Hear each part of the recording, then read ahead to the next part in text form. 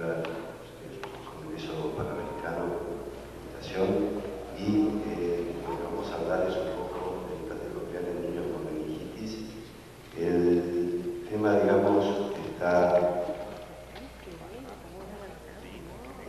centrado en pediatría. Nosotros tenemos trabajado en el hospital pediátrico durante ya muchos años en el implante coclear, y donde tenemos una casuística importante de pacientes con meningitis. Podemos decir de que la meningitis interviene en el tema del implante coclear antes de que nosotros indiquemos, porque la meningitis realmente en nuestro medio se hace un diagnóstico tardío, así que incide en un porcentaje importante en los pacientes que vamos a implantar. Luego hay un porcentaje de pacientes que se implantan que pueden tener meningitis posteriormente. Por suerte este porcentaje se ha ido relativizando con el tiempo, pero tuvo un pico que se comentó en el año 2002 de esta meningitis, así que es muy interesante prevenir en pacientes implantados la meningitis. Por otro lado, las características de las diferentes cócleas que pueden quedar después de una patología meningia pueden hacer dificultoso la disección quirúrgica y en muchos casos también los resultados finales. Hoy también se comentó la posibilidad de cócleas totalmente osificadas, de pensar en la posibilidad de que esto fracasa del tronco cerebral.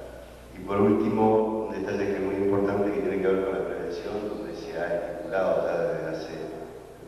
muchos años, probablemente desde un protocolo que se inició en el año 2002, definitivamente todos los pacientes que van a ser implantados deben tener un protocolo de prevención en donde interviene la vacunación y interviene, como también se ha dicho hoy, el cierre adecuado de la cocleotomía. Tenemos entonces, en cuanto a la relación con la meningitis, con el implante, saber de que hay una prevalencia muy importante, entre el 35 al 40, según las estadísticas internacionales, de pacientes que tienen meningitis pueden desarrollar hipoacusias neurosensoriales severas a profundas. De estos patógenos, los más importantes son el estreptococo y la Haemophilus influenza. Sin embargo, el meningococo interviene en forma epidémica. También en algunos casos raros hay otro tipo de gérmenes que intervienen, sobre todo en presencia de un factor predisponente, que son las malformaciones de oído interno. Nosotros sabemos, todos los que han trabajado en el hospital pediátrico, hospital público, han tenido derivaciones, por ejemplo, en nuestro caso, derivaciones de pacientes del interior del país que han tenido múltiples casos de meningitis. Nosotros tenemos un paciente que ha vivido con 7 meningitis a través del tiempo, y estos pacientes, algunos se le han hecho tomografía a nivel cerebral por el tema de esta meningitis, de la secuela de esta meningitis. Sin embargo, nunca se le hizo una tomografía específica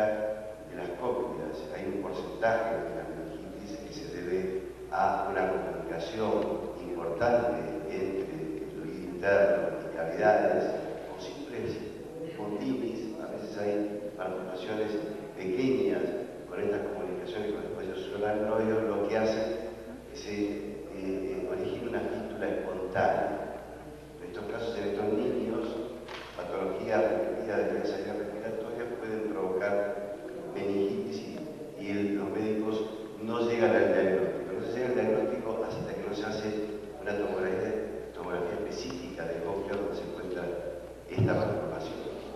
Esto es importante en pacientes que repiten la meningitis, hacer un diagnóstico de fístula espontánea de líquido cefalorraquídeo, que habitualmente se ubica en la ventana oval, como así también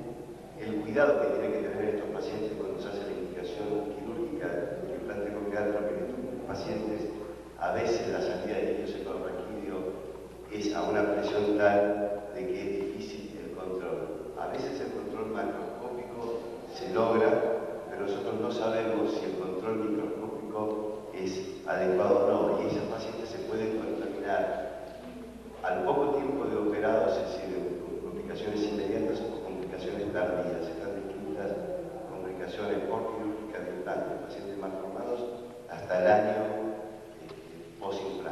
decir, que la presencia de malformación implica la posibilidad de una meningitis y también la posibilidad de existencia de una meningitis post-implante, que son elementos a tener en cuenta. Entonces, uno de los elementos que todavía es un problema en nuestro medio tiene que ver con el diagnóstico. Es decir, hay pacientes que pasan por periodo de meningitis grave, son internados, sin embargo supone que superan su problema básico, son dados de alta, y en un 32% de los casos en nuestro medio, esta cifra es mucho mayor, no fueron testeados, es decir, no se valoró biológicamente una vez que el paciente sale de terapia, sale de su coma, y en un porcentaje de estos pacientes no testeados son diagnósticos tardíos de confusión sensoriales, que a veces vienen a la consulta rápidamente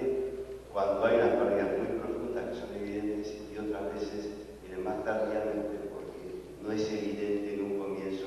el grado de pérdida auditiva. El tema es que en esas pérdidas que son profundas e inmediatas están relacionadas con fibrosis y osificación de la cóclea, y un diagnóstico tardío hace de que la posibilidad del implante se vea desmerecida en el caso de que no podamos colocar un electrodo que esa cóclea no lo permita. Entonces, como evaluación y seguimiento, tenemos que decir inmediatamente que el paciente sale de su estado crítico, debe ser evaluado biológicamente, debe ser evaluado desde el punto de vista sensorial y debe ser seguido con imágenes, sobre todo de resonancia magnética, para ver si hay o no patología. Hay una relación directa entre la clínica y la resonancia magnética. Es decir, cuando hay una pérdida progresiva, hay una pérdida importante y vemos algún tipo de lesión a nivel de la resonancia, tenemos que saber que una cóclea que se osifica, la pérdida auditiva es total y tenemos que, si no tiene posibilidad de revertirse, entonces tenemos que hacer una indicación urgente de implante y en esos casos, prioridad de implante bilateral porque las dos cócleas se van a osificar. Entonces, de acuerdo a un estudio realizado en el año 2002, donde participaron una serie de centros en Estados Unidos, en el año 2002 fue el epicentro de la meningitis en pacientes implantados, se encontró que en un grupo de pacientes importante, es decir, 24.300 pacientes, estaban, digamos, de todas las marcas incluidos en los porcentajes de pacientes que han tenido meningitis post-implante. Un estudio realizado en el año 2003, con la presencia de pacientes que han fallecido. Quiere decir, entonces, de que nosotros debemos tener una serie de prevenciones, sobre todo si hay malformaciones previas, tiene que haber un cierre de la anatomía adecuada para evitar meningitis posteriores y tiene que haber también una vacunación que sea adecuada para evitar que estos procesos se repitan. En España, en el año 2002, el Departamento de Salud investigó sobre 40 centros, 2.436 implantados, 7 casos y 2 muertes, es decir, una incidencia de 0,28%. Es una incidencia muy baja y hubo un pico en el año 2002, ese pico decreció, es decir, que son todavía porcentajes inferiores a lo que son actualmente, pero es una patología obviamente que debemos evitar. En el estudio que hizo el doctor Curet, el centro del doctor Curet en Argentina, donde incluyó pacientes del grupo nuestro, pacientes del grupo del doctor Nicemo en el año 2003, sobre el segundo canal 515 casos, tuvimos 2 casos de meningitis.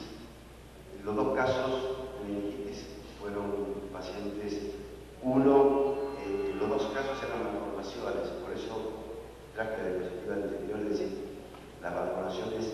en donde hay salida de líquido cefalorraquídeo, la contaminación fue directa y así fue un caso donde no había una patología en el oído medio, pero sí una congestión a nivel neuromotorio, evidentemente al buscarme la vía, el paciente hizo un meningismo a las 48 horas de implantado. Digo meningismo porque tuvo una rápida reacción y no se encontró germen.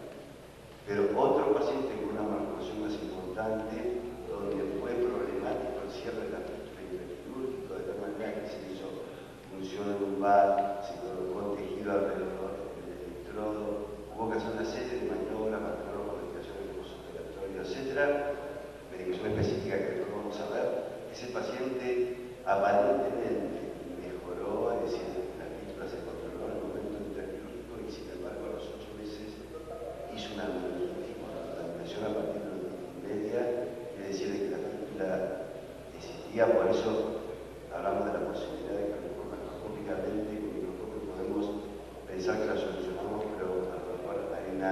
una posibilidad de que